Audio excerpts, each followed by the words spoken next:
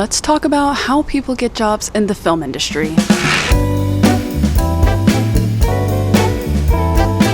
I think that searching for your first job in whatever industry you want to work in is a very overwhelming and daunting feeling. And there's a lot of career paths where it feels like getting that first little foot in the door is like impossible. And I think the entertainment industry is one of them, specifically the film and TV industry, and I want to talk about that a little bit today. Give my tiny little 2 cents that I have to share. My name's Camilla and I live in Atlanta, Georgia, and I'm 26 years old.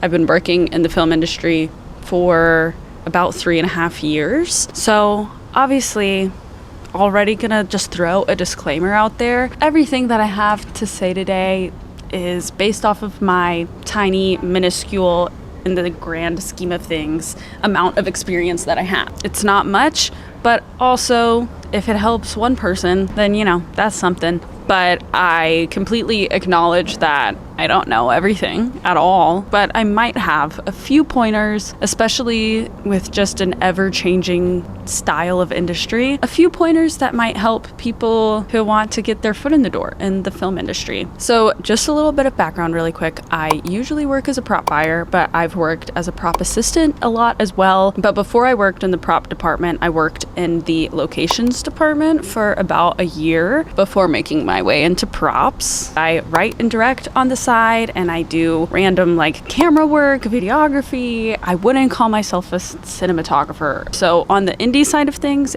there's a whole range of doing things for free or for myself to getting paid to do things. And then in the union side of things, in locations and props, I've always gotten paid to do the work that I've done. I just think that background information is important because most of what I'm speaking to today is how to get your very first initial foot in the door.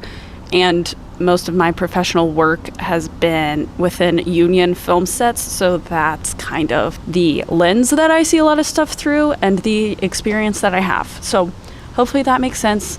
And let's hop into the couple of tips that I have. Ultimately, and what I'm probably going to say a lot of times today, is that references are the most important thing. This really is a word of mouth type of industry. Once you know one person or a few people, you will meet more and more and more. And as long as you're doing a good enough job and seem happy enough to be at work, you'll probably keep getting asked back to do things. It's really, at the end of the day, a relatively simple thing, just the experience that I've had. But as long as you do your job, you do it pretty well, things will continue to happen. You'll continue to get offered new jobs.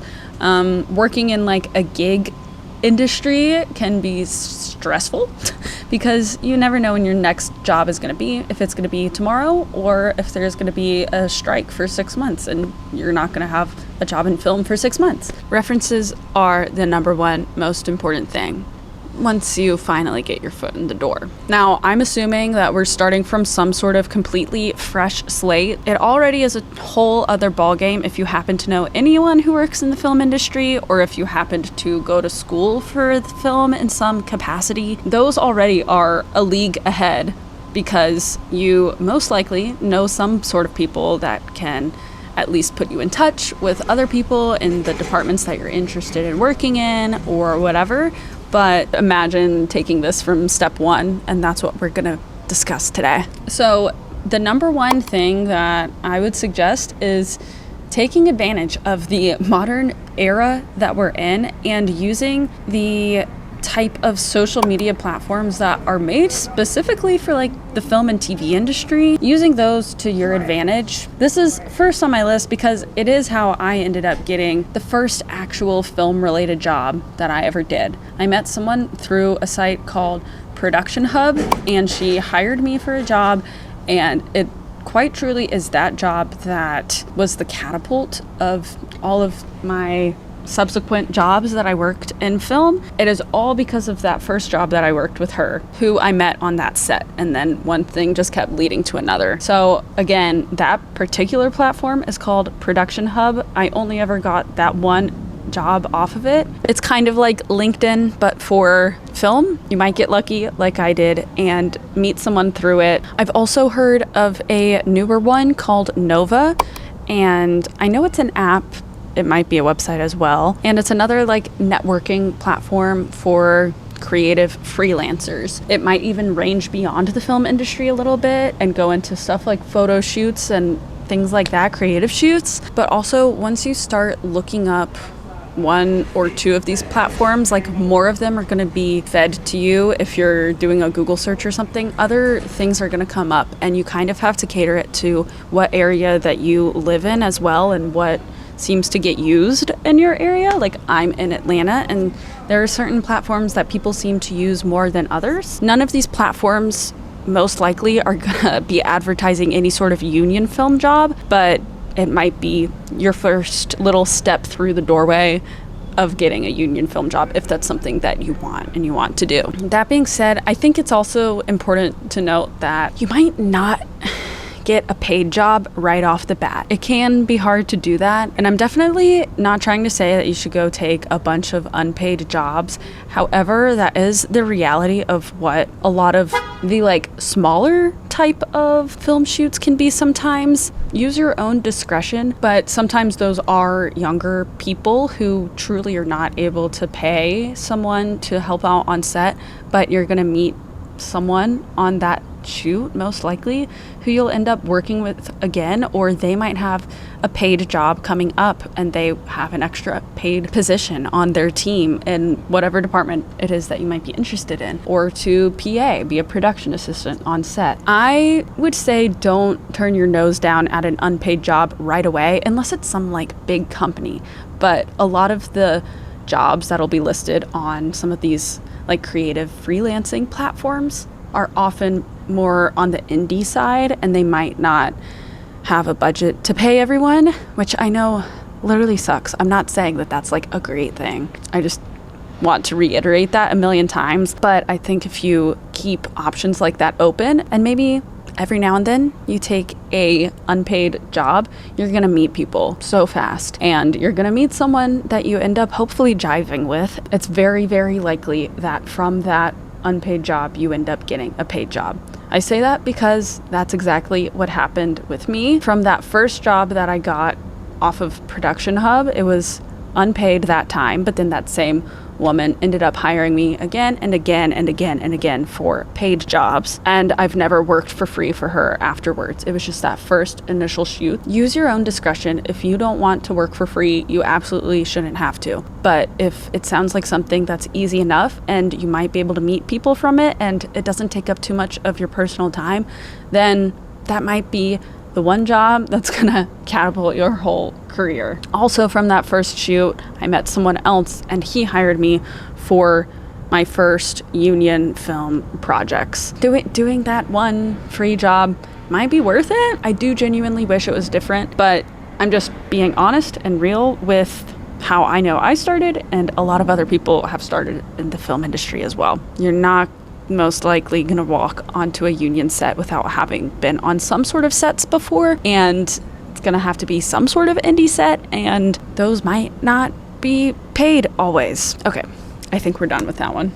Okay, so the next thing is something that I don't think I've really quite personally done something like this, at least not to actually get a job, but I know of people have, and that is going to industry events, networking events. They definitely exist. I hear about a lot that happen in Atlanta. That just, for me personally, gives me an extreme amount of anxiety, but it might not for you. To my knowledge, at least, the main way that you can often find out about these events or mixers or whatever are on different social media accounts, Instagram, Facebook, and I will put some different like Instagram pages that I know exist within the Atlanta film community right here. Obviously, I'm not an expert in every market, New York, Chicago, LA, and everywhere in between. I don't know what's going on, but I know that these are some that exist in Atlanta, and they'll host just different things. They'll host like little short film screening nights, and then you might meet some people there. But I do think that if you are new to a city, and when I move to a different city in the future, I'm probably gonna have to do stuff like this. I think that if you're new to a city especially, stuff like this can be very helpful. There are just a whole variety of different things. Like again, like little movie screenings, short film screenings, etc. Or they might have a truly like explicit networking night where you might even like want to bring a resume or a business card or something. Again,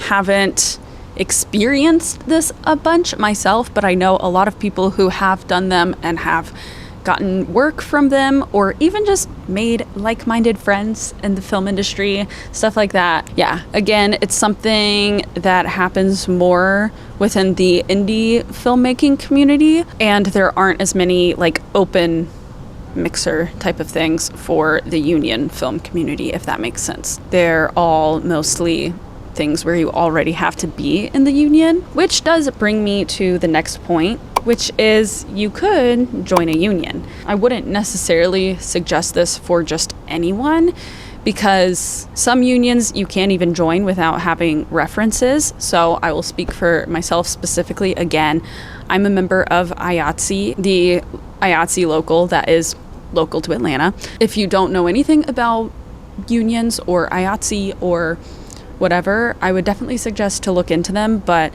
most unions have different locals, which mine is 479, IATSE 479. They'll have different locals for different districts or states, or like a grouping of states, even cities, but it is possible to join a local without having worked on a union film set. It is possible. It's not always common, and it kind of ranges just depending on how many people are currently trying to join the union. But again, speaking for myself, for IATSE, you have to have 4 different recommendation letters, and they're just short little things. It's nothing crazy, but you have to know 4 people who are already in IATSE, and they have to be in good standing with IATSE, as in pay their dues, etc. And they write you a letter of recommendation. It's basically filling out a short little form that, among your whole application and everything, you end up submitting to the union. You might go in for an interview. The interview is pretty informal, but it is possible. So if you do happen to know people in IATSE, for example, then maybe it's something to consider if you're really wanting to get onto a union film set. Just a really brief, quick rundown of unions as well. There's a lot of different unions within the film industry, and I am in IATSE. IATSE stands for the International Alliance of Theatrical Stage Employees. So IATSE does branch into the theater industry as well, but my local is specifically the film industry. Under the umbrella of IATSE are a lot of the crew member departments, a lot of the crafts within the crew that work on set. So there's props, there's art department, there's construction, there's costumes, there's sound, there's video assist, there's crafty, there's grip and electric. Basically, it's almost every single department on set. And I know that for Atlanta specifically, there's a separate IATSE union for the camera department. So they have a different way that you apply to get into the union. They have higher dues. It is more expensive to join the camera union. Yeah, that is an option. And I do say option because Georgia's a right to work state. So again, speaking from experience, but it's not going to be as hard to get work if you're not in the union in Georgia and Atlanta. But there are states and cities that are not right to work states that I don't know the rules nearly as closely. So you'll have to look into this, but at least you know that it's something to consider. That if you're not a right to work state, then productions might not be allowed to hire you if you're not in the union that your department is a part of, if that makes any sense at all. Some of the other unions that exist are the Directors Guild, which includes actual directors and first ADs and second ADs. And then there's the Writers Guild, and then there's Teamsters, which for Atlanta includes the locations department, but it's locations and the transportation department. But overall, Teamsters are usually the transpo department. And then of course there's Actors Equity, the Actors Union. But those are the main unions for all of the different crafts on set. I don't know for sure what it is for cinematographers. Maybe they probably are in whatever camera union is applicable to them. But then some of them are also directors sometimes, so they might be in the Directors Guild as well. There's a lot of commotion going on outside. Okay, anyway, hopefully all of that makes sense. There are also, if you are admitted to join a union, there are dues. So important to know. You will likely have to pay like a pretty large fee up front, plus like whatever dues are owed at that time. But it's just usually a one-time like joining fee. I don't remember exactly what mine was. I feel like it was between $1,000 and $2,000. So it's a pretty hefty sum, but yeah, some unions cost more than others. I know that the camera union for Atlanta, their IATSE guild is like $3,000 or something. I might be wrong. I think it's something like that though. And then, yeah, I don't know what the DGA is or anything, but they do all have different fees to join. And then once you're in a union, a small percentage of money comes out of every union job that you work, comes out of your paycheck and gets paid to the union. So after explaining all that fiasco, why would you even want to be in the union? I'm so glad you asked. Again, speaking from experience and speaking from IATSE Local 479 that's in Atlanta, once you're in a union, you can attend their meetings and their workshops. So IATSE, all of the locals have workshops that are usually specific to each different craft. So they will have workshops that are specific to props. They have a ton of workshops that are specific to costumes. I see the costumes workshops all the time. They have a ton of workshops specific to sound and every department. Those are just the ones that I happen to like notice. They'll send you emails as to what workshop is happening within the next couple of weeks and who's hosting it and what it's about and a link to sign up and everything. And the workshops are usually very small and intimate, and it is a great way to meet other people, whether it's actual department heads who could truly get you jobs, or even just other people similar to yourself who might be newer to the industry or more experienced in the industry. Anyone that you meet, you literally never know. You might make a friend in a class and they're working on set on one of their union jobs, and their boss asks them if they know of anyone who would be available to day play or sub for someone on set. So it's absolutely worth going to some sort of workshop that's related to the craft that you're interested in. You literally never know. That is one of the main themes of this video, I think. You also can put your name on availability lists once you join the union. So for IATSE, once you join, there's a portal for your specific local, and there's like a tab on there where you can add your name to this big master availability list, and it'll have each department and the positions within that department. And then it'll have your name, your email, your phone number, what days of the next 2 weeks you're available. And department heads actually use that to hire people, or at least to interview people, have a day player to fill in on their team every now and then. The availability lists really truly do get used. Those are my 3 like main tips, but as kind of a little bonus tip, because this is something else that I've never done myself, but if you know someone or know of someone in the city that you're in, and maybe you really like the work that they do, you could consider sending someone a message on Instagram. Maybe you just happened to find some work that someone who lives in your city does or works on, or you saw a TV show or a movie and you thought that the prop master did a really great job. Sending someone a message, obviously this just depends on the context of how you know or saw their work, but saying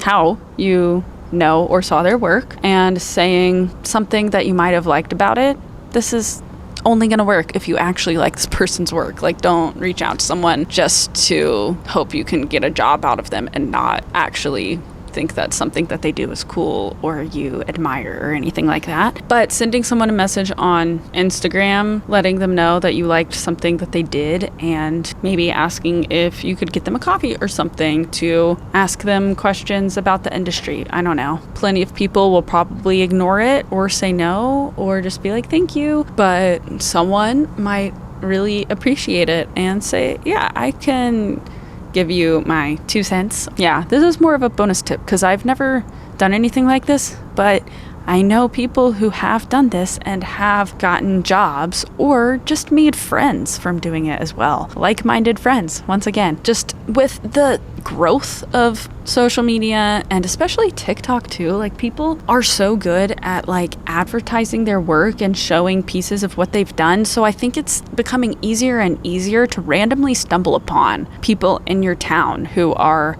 working in the film industry. Like literally the algorithm kind of listens to you. So if you keep looking at like film work that's happening in your city, it's gonna keep feeding you stuff like that too. So I don't know, maybe kind of rigging the algorithm so that you do stumble upon stuff like that, and then you do maybe end up finding someone who does work similar to what you're interested in doing and decide to shoot them a little message. These are just a few tiny tips to maybe get you started. There's also a lot of other great ways that you could probably go about finding this first job in the film industry. And trust me, I know it's hard and it's frustrating when all you really want to do is get on set and get that first job and work in film. You just have to be patient, and you also have to be persistent. Not persistent as in send the same person 25 messages, but persistent as in if one avenue doesn't work, then try another one. Those are my current top couple of tips that I have. But if you have any good advice, please feel free to leave it in the comments. There's definitely more great options and ideas of things that people can do. Or if you have something that's specific to the city that you live in or the union that you're a part of, leave it below as well.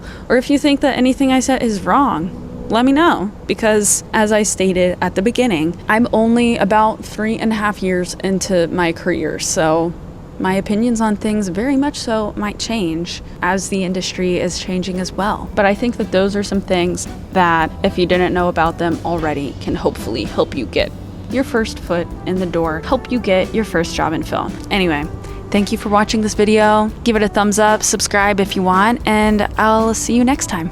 Bye.